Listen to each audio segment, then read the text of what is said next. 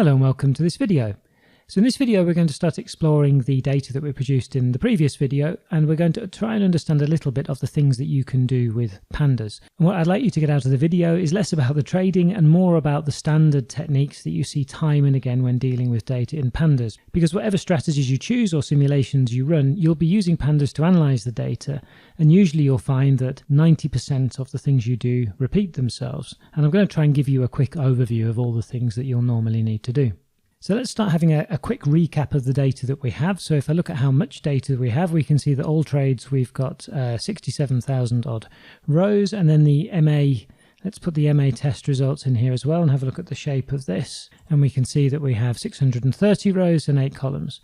Sticking with the MA test results, let's have a look with head. And this is a procedure I would go through when first seeing some data from a test.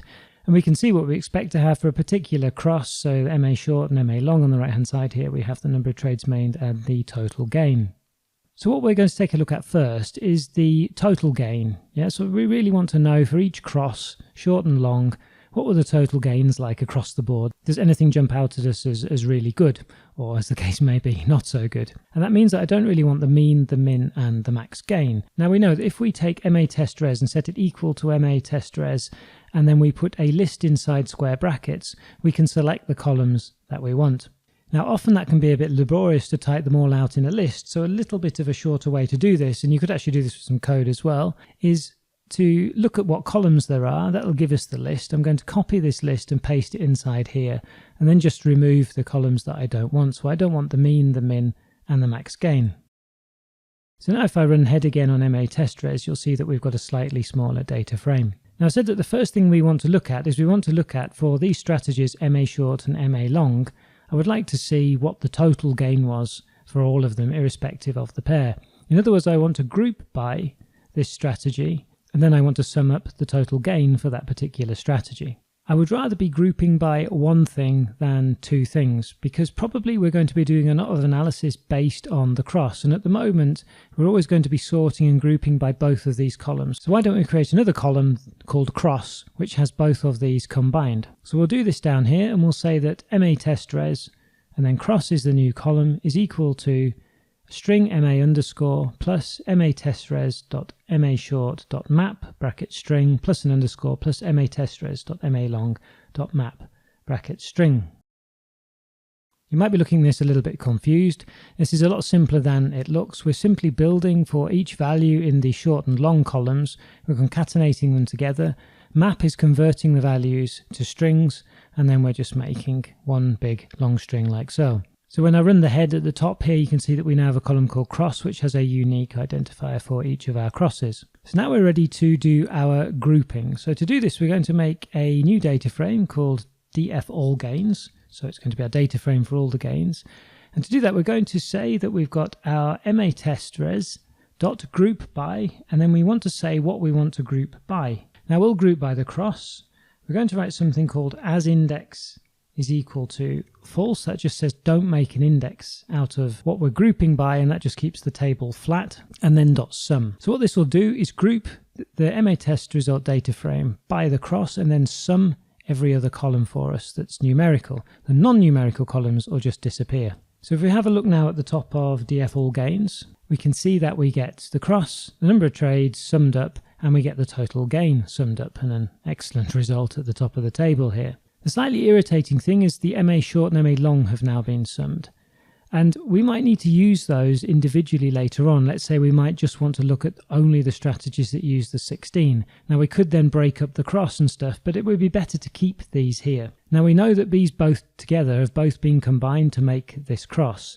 So what we can do is group by those as well. So when you do more than one, you have to send a list. So we'll group by the cross and then by MA short and then by MA long.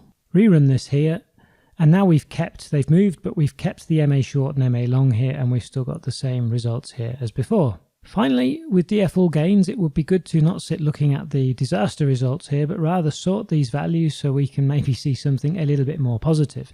So to sort the values, rather than getting a new data frame like we did here with group by, we're going to actually work on this data frame itself. So we'll type sort underscore values, and we need to say by what we want to sort by.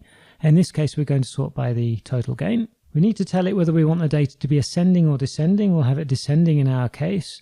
And we want to use this in place argument that we've seen a few videos ago to say that we're going to work on the data frame itself and not just print the result in the console here.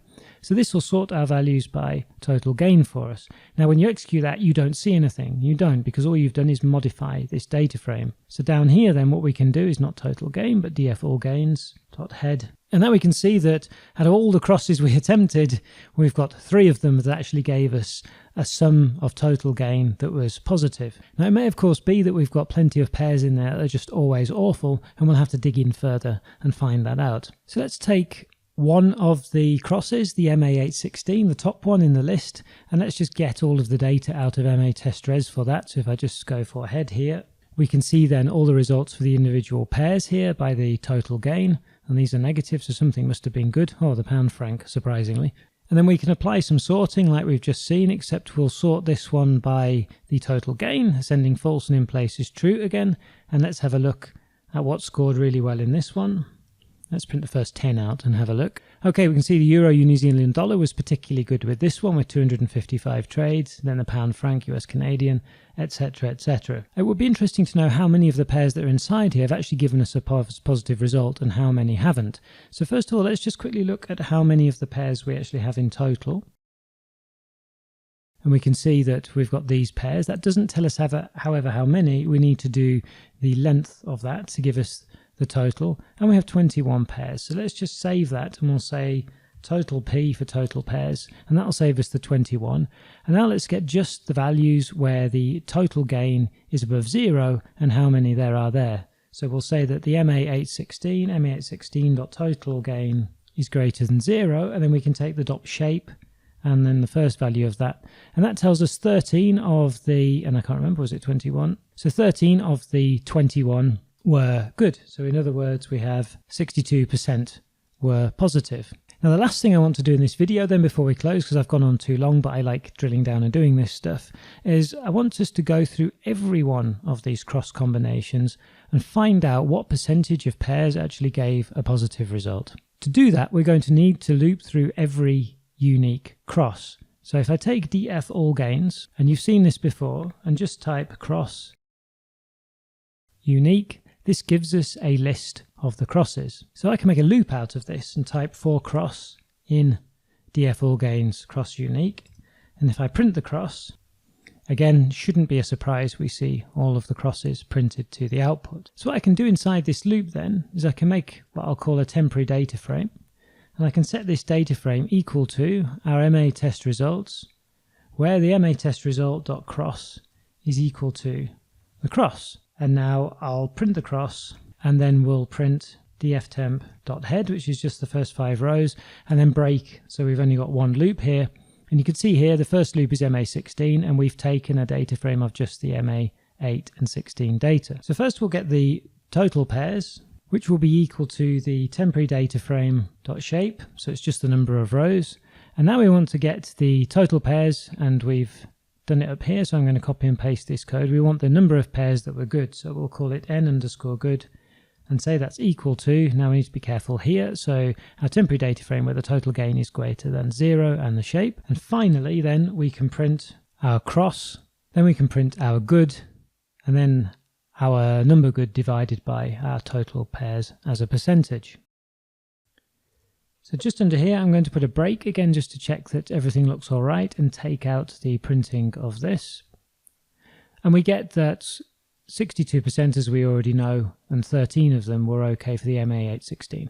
If you're wondering what this :12 is here, this says occupy for this placeholder 12 character spaces. This one says occupy 4, and this one then to occupy 4 and then have no decimal places for the float number. So now satisfied that's working, let's have a loop through the entire data frame and see what we have. And we can see that we have our 3, if I try and scroll down a little bit here, why won't it let me do it? Okay, good. So we can see here that we have our famous 3 here at least, where we've got 62, 71 and 60% here that actually gave us a positive gain, and then it really tails off. And in fact one of them, the 32 over 256, didn't give anything, so it's not a good result. But at least we got something maybe to go on with these 3. Now the one that jumps out to my mind straight away is the 4 and the 8 and the 4 and the 16, because at least there's some kind of consistency there. And even the 432 is still higher up in the list, even though it's not even over 50% in the gain. So there might be some kind of consistency to this one.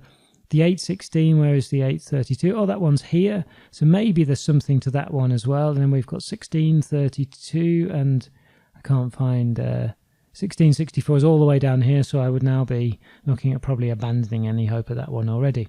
But maybe, just maybe, we've got something worth analysing in these crosses here to see if they could bring us anything for a trading strategy. Indeed, this strategy, because of the simplicity for it to implement code-wise, will be something that we'll be doing for the live trading bot. So that's it then for this video. I've gone long enough. Next video, we'll carry on with our rabbit hole of analysis on what came out of this strategy. So thanks very much for watching. I hope you enjoyed it, and comments, questions, welcome as always below the video. See you in the next one.